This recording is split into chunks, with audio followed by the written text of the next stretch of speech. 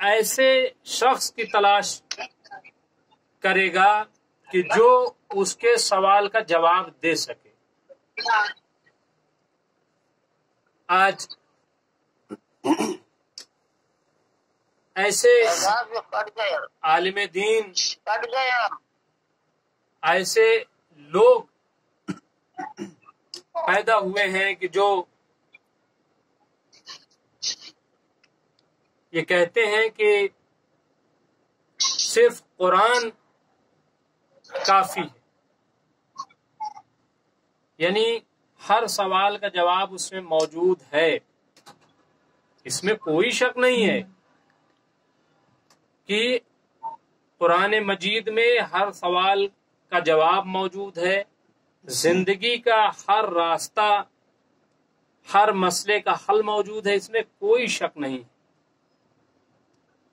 لیکن اس راستے تک پہنچانے کے لیے کوئی نہ کوئی ہمیں ذریعہ ضرور چاہیے ہوتا ہے.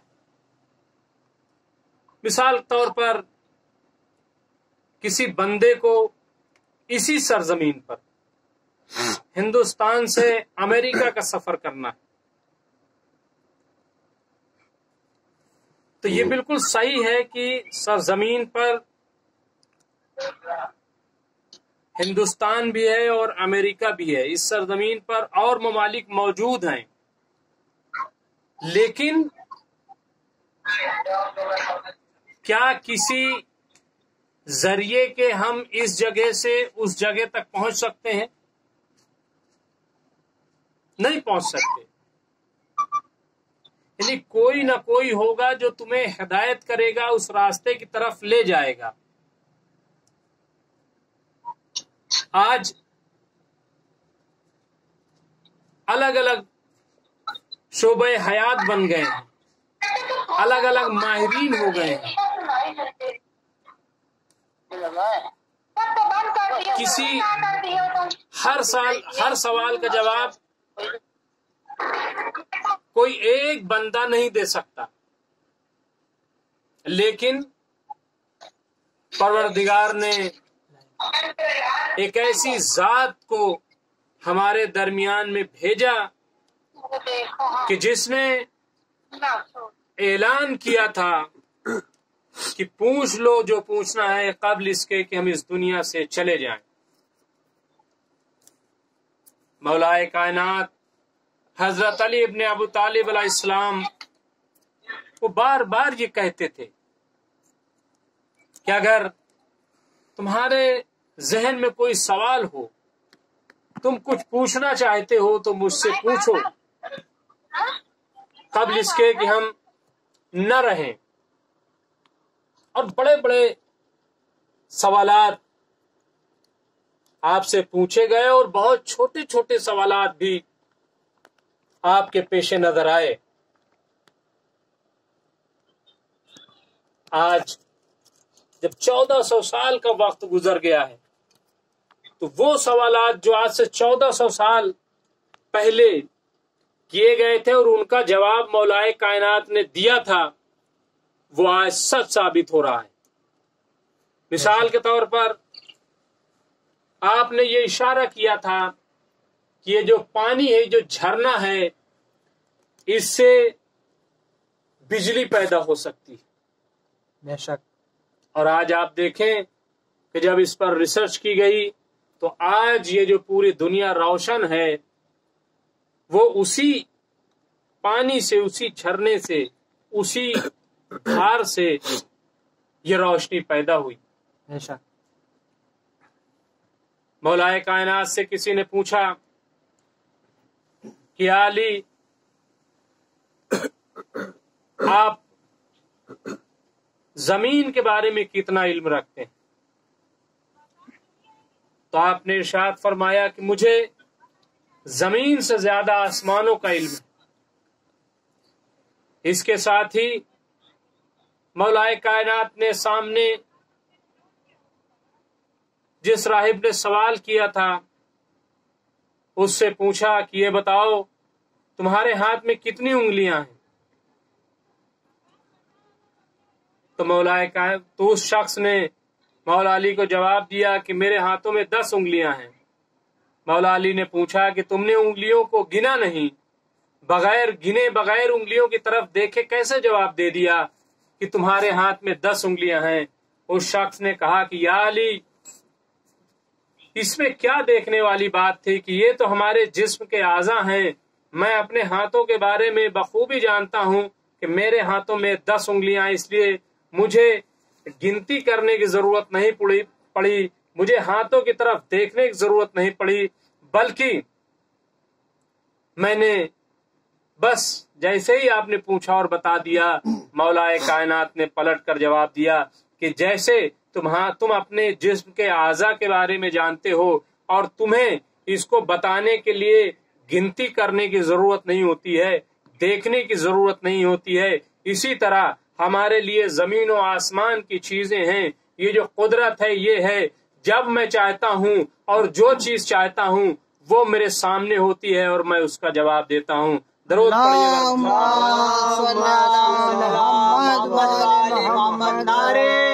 حیدری آواز بلند، نعرے صلوات۔ اللہم صلی علی محمد وآل محمد۔ تو یہ دنیا جو ہے جہاں ہم آئے، ظاہر ہے کہ وہ ایک سوالوں کا مجموعہ ہے۔ ہر انسان کے ذہن میں ہر وقت کوئی نہ کوئی سوال ہوتا ہے، بے شک، لیکن مسئلہ سوال کا ہونا نہیں ہے، بلکہ جواب اس کا کیا ہو، جواب کون دے۔ بالکل، یہ بہت امپورٹنٹ چیز ہوتی ہے کہ اگر آپ کے ذہن میں کوئی سوال آیا ہے تو آیا اس کا جواب دینے والا کوئی ہے یا نہیں ہے۔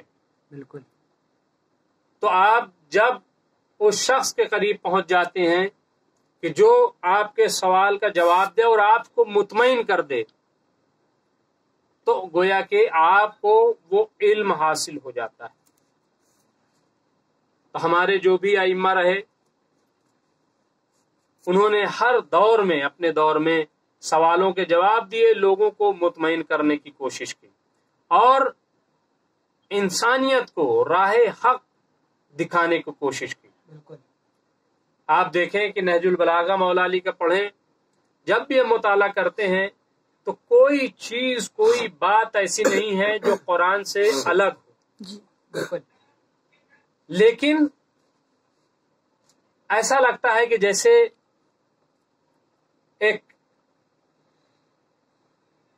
تھیری ہے اور دوسری طرف پریکٹیکل ہے، تو پریکٹیکل کو جب لکھ دیا جائے تو دراصل وہ نہج البلاغہ ہے کہ جو عملی طور پر تجربے کی بنیاد پہ جو چیزیں آئی ہیں بے شک، اس کو اس میں قلم بند کیا گیا ہے، اور وہ اعمال کہ جو قرآن مجید کی روشنی میں کیے گئے ہیں دراصل وہی نہج البلاغہ کا مجموعہ ہے۔ درود پڑھیں بر محمد وآل اللہم صلی علی محمد وآل محمد۔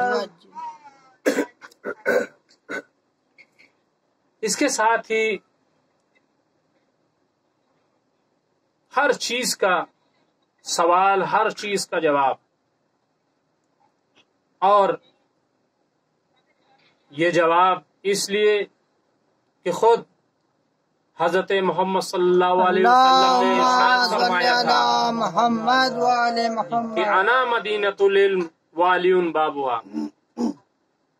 میں شہر علم ہوں اور علی اس کا دروازہ ہے۔ یعنی اگر کسی کو کوئی جواب چاہیے تو شہر علم کی طرف جانا پڑے گا اور علم کے دروازے سے داخل ہونا پڑے گا۔ درود پڑھے بر محمد۔ اللہم صلی علی محمد وآل محمد۔ ظاہر سی بات ہے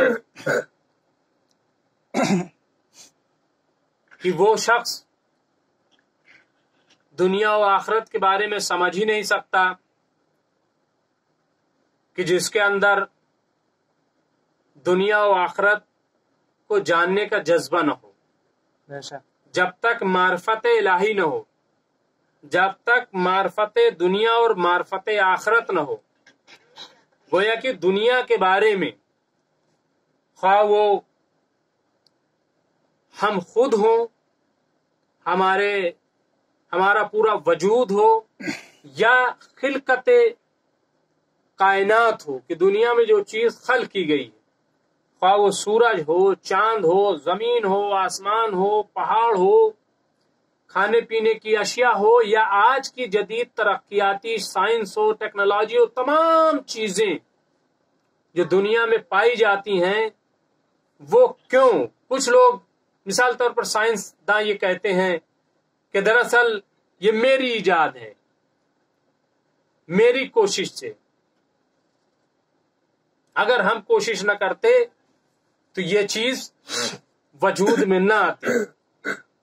لیکن شاید وہ بھول جاتے ہیں کہ جو چیزیں وجود میں آئی ہیں دراصل وہ وجود میں پہلے سے موجود تھیں، اور اللہ نے تمہیں صاحب عقل بنایا، تمہیں شعور و ادراک دیا کہ جس کی بنیاد پر تم نے یہ ریسرچ کی، اور مولائے کائنات نے یہ ارشاد فرمایا تھا، مولائے کائنات نے یہ کہا تھا کہ جو پوچھنا ہو ہم سے پوچھ لو۔ اس کا کیا مطلب ہے کہ مولائے کائنات کا جو ذہن تھا، جو دماغ تھا، جو علم تھا، جو کہ اللہ کی طرف سے ملا تھا، ظاہر ہے کہ اس کی روشنی میں وہ ہر چیز کو بتاتے تھے۔ تو آج جو سائنس اور ٹیکنالوجی ہے، اگر اس کو آپ جا کر کے آج سے 1400 سال پہلے مولائے کائنات کے خطبے میں تلاش کرنے کی کوشش کریں گے، آپ اس کو پڑھنے کی کوشش کریں گے، تو آپ کو اندازہ ہوگا کہ جس پر آج ریسرچ ہو رہی ہے وہ آج سے 1400 سال پہلے بات کہی گئی تھی۔ درود پڑھیں اللہم صلی علی محمد وآل محمد۔ نعرہ حیدری، آواز بلند نعرہ صلوات۔ اللہم صلی علی محمد وآل محمد۔ پھر بس مختصر سی مجلس تمام، پوری کائنات، اور آپ جب اپنے بارے میں سوچتے ہیں، جب کائنات کے بارے میں سوچتے ہیں، اور جب آخرت کے بارے میں کہ جہاں پلٹ کر جانا ہے، جو آیت میں نے پڑھی تھی کہ آپ کو اس دنیا سے پلٹ کر جانا ہے اور ہمیشہ اس دنیا میں نہیں رہنا ہے، تو ظاہر ہے کہ پھر جب دنیا کو سمجھیں گے، سمجھنے کی کوشش کریں گے، تو صرف جدید ٹیکنالوجی، جدید چیزوں کی طرف ذہن نہیں جائے گا، بلکہ جو چیزیں ہیں ان کا استعمال کیسے ہو اور کیسے یہ انسانیت کے لیے کام میں لائی جا سکتی ہے۔ آج جس طریقے سے سائنس کا مس یوز کیا جاتا ہے، ظاہر ہے کہ یہ حق نہیں ہے، یہ عدل نہیں ہے، اور مولائے کائنات کی جب آپ زندگی دیکھیں گے تو اس میں آپ کو حق نظر آئے گا، اس میں عدل و انصاف نظر آئے گا۔ آج جس طریقے سے پوری دنیا پریشان ہے، حیران ہے، لیکن اس لیے کیونکہ وہاں عدل نظر نہیں آ رہا ہے، وہاں انصاف نظر نہیں آ رہا ہے، وہاں حق نظر نہیں آ رہا ہے۔ آج جس طریقے سے کورونا کو لے کر کے آپ دیکھیں، اس وبا کو لے کر کے لوگ پریشان ہیں، تو ایک بڑا طبقہ یہ بھی کہہ رہا ہے کہ دراصل اللہ کی طرف سے نازل کیا گیا یہ عذاب ہے، ایک تھوڑا سا عذاب ہے۔ وہ عذاب کیوں ہے؟ کیونکہ انسانیت کو جدید ٹیکنالوجی نے نقصان پہنچانے کی کوشش کی تھی۔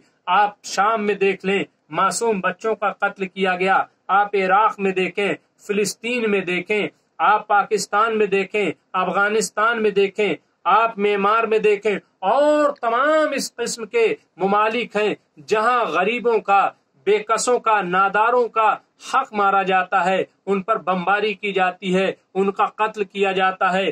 داعش جیسی طاقت جو اللہ کے نام کا مس یوز کر کے اور اسلام کے نام پر دہشت گردی پھیلاتی ہے، جو IS ہے، جس نے اللہ اکبر کا نعرہ دے کر کے دہشت گردی پھیلانے کی کوشش کی، دراصل یہ تمام ایسے عذاب ہیں کہ جن کی وجہ سے یہ وبا نازل ہوئی۔ یہ ایک طبقے کا کہنا ہے، اس کا مطلب یہ ہے کہ عدل قائم کرنا بہت ضروری ہے، اور مولائے کائنات کی جب آپ زندگی دیکھیں گے تو نہ صرف اس میں راہ ہدایت ملے گی، بلکہ آپ کو عدل ملے گا، انصاف ملے گا۔ پوری زندگی مولائے کائنات کی ایک عدل کے ساتھ چلنے والی زندگی ہے۔ حق کے ساتھ چلنے والی زندگی ہے، انصاف کے ساتھ چلنے والی زندگی ہے، صراط مستقیم پر چلنے والی زندگی ہے۔ آپ دیکھیں کہ کوئی شخص ایسا نہیں ملے گا جو یہ کہے کہ مولا کائنات نے میرے ساتھ حق تلفی کر لی۔ کوئی یہ نہیں ملے گا کہ یہ کہہ دے کہ مولا کائنات کے اقتدار میں ہمارے ساتھ عدل نہیں کیا گیا، انصاف نہیں کیا گیا۔ نہیں، جو بھی بندہ ملتا ہے وہ یہ بات کہتا ہے کہ آخر وہ یہ بات کہتا ہوا ملتا ہے کہ کچھ بھی ہو لیکن مولا علی کے دور میں کہیں کوئی حق تلفی نہیں ہوئی۔ یہی وجہ ہے کہ جب مولا کائنات پر ضربت لگی تو جناب زینب بار بار ایک سوال کر رہی تھیں کہ اے ابن ملجم، یہ بتا دے کہ آخر میرے بابا کا قصور کیا تھا، میرے بابا پر تو نے تلوار کیوں چلائی؟ یہ ایک سوال تھا اپنے آپ میں کہ کیوں چلائی، آخر تیرا شکوہ کیا تھا، تجھ کو شکایت کیا تھی؟ کیا میرے بابا علی نے کہیں کسی کے ساتھ ناانصافی کی ہے؟ کیا میرے بابا علی نے کبھی کسی کے ساتھ زیادتی کی ہے؟ کیا میرے بابا علی حق کی راہ سے ہٹ گئے تھے؟ کیا میرے مولا علی کسی کے سوال کا جواب نہیں دیا؟ یعنی یہ تمام چیزیں جو ہیں وہ بار بار سوال کے طور پر سامنے آتی تھیں، لیکن اس کا جواب کسی نے نہیں دیا کہ آخر حملہ کیا کیوں گیا۔ دراصل وہ ان لوگوں نے مولا کائنات پر حملہ کیا کہ جو نہیں چاہتے تھے کہ حق کا راستہ اختیار کیا جائے، اور اکثر و بیشتر تاریخ شاہد ہے کہ جب بھی حق تلفی ہوئی ہے کوئی سامنے آیا ہے اور پھر اس کو ہٹانے کی کوشش کی گئی ہے۔ یہ آپ 1400 سال پہلے بھی دیکھ سکتے ہیں اور آج بھی دیکھ سکتے ہیں۔ ظاہر سی بات ہے کہ بہت طولانی گفتگو ہو سکتی ہے، مختصر یہ کہ مولا کائنات کی پوری زندگی اگر سمیٹ کر آپ دیکھیں تو آپ قناعت پسند تھے، آپ صابر تھے، آپ عدل و انصاف کے پیمانے ترازو کو لے کر کے چلتے تھے، کسی کے ساتھ زیادتی نہیں ہوئی، اور یہی وجہ ہے۔ اور سب سے بڑی چیز یہ کہ آج دیکھیے ہم لوگ تھوڑا عبادت کر لیتے ہیں، سینہ چوڑا کر لیتے ہیں، غرور کرتے ہیں، تکبر کرتے ہیں، لیکن مولا کائنات کی پوری زندگی کا اگر آپ جائزہ لیں تو آپ جب بھی مصلی پر جاتے تھے، اللہ کی بارگاہ میں جب کھڑے ہوتے تھے تو ان کے پورے جسم پہ لرزہ طاری ہو جاتا تھا، وہ خوف خدا سے کانپنے لگتے تھے۔ یہ عبادت کی معرفت تھی، یہ اللہ کی معرفت تھی جو مولا کائنات کے جسم پہ لرزہ طاری کر دیتی تھی۔ ظاہر سی بات ہے کہ ایسے تھے مولا کائنات۔ ایک دو مثالیں اور اس کے بعد زحمت تمام کہ مولا کائنات جب مولا کائنات کو اقتدار ملا تو آپ کے بھائی جناب عقیل وہ آپ کے پاس تشریف لائے اور انہوں نے کہا کہ میرا حق بہت مارا گیا، آپ مجھے مال غنیمت سے کچھ زیادہ دے دیں۔ تو آپ اپنے بھائی عقیل کو ایک مکان کی طرف لے گئے جس پر تالا لگا ہوا تھا۔ آپ نے کہا کہ اس کو توڑو، اس تالے کو توڑو۔ عقیل نے کہا کہ یہ کیا آپ کہتے ہیں، مجھے آپ چوری کرنا سکھاتے ہیں، یہ تو حملہ ہے، زیادتی ہے۔ تو کہا کہ یہ جو میں کہہ رہا ہوں تو تمہیں لگتا ہے کہ یہ زیادتی ہے، لیکن تم جو کہہ رہے ہو دراصل وہ اس سے بڑی زیادتی کی بات ہم سے کروانے کے لیے کہہ رہے ہو۔ اسی طریقے سے جب ایک اور مثال ملتی ہے کہ عقیل کو آگ کی طرف لے گئے، دہکتی ہوئی آگ کی طرف عقیل کو لے کر مولا علی گئے اور قریب لے کر کے گئے اور قریب لے کر کے گئے۔ اس کے بعد عقیل پیچھے ہٹے، کہا یا علی میں تو جل جاؤں گا، یہ آپ کیا کرتے ہیں؟ کہا تم دنیا کی آگ سے اتنا ڈر رہے ہو اور تمہیں لگتا ہے کہ جلا دے گی، میں تو آخرت کی آگ کو دیکھ رہا ہوں، میں تو جہنم کی آگ کو دیکھ رہا ہوں، سوچو وہ دہکتی ہوئی آگ کتنی خطرناک ہوگی، کس طریقے سے ہم کو جلائے گی۔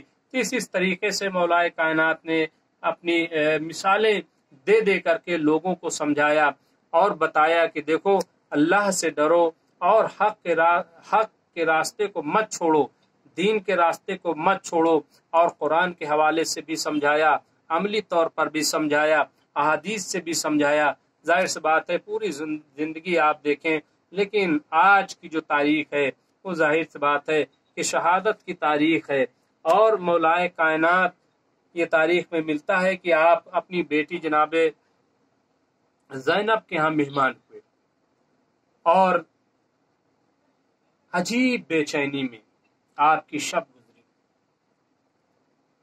بار بار وہ کبھی بیٹی کی طرف دیکھتے، کبھی وہ مرغاویوں کی طرف جاتے، نصیحت کرتے کہ بیٹی یہ مرغاویاں ہیں، بے زبان ہیں، اگر تم انہیں دیکھ سکنا، اگر ان کی دیکھ بھال کر سکنا تو انہیں رکھنا، ورنہ ان کو آزاد کر دینا. ایک ایک چیز کی تلقین، عجیب سی بے چینی.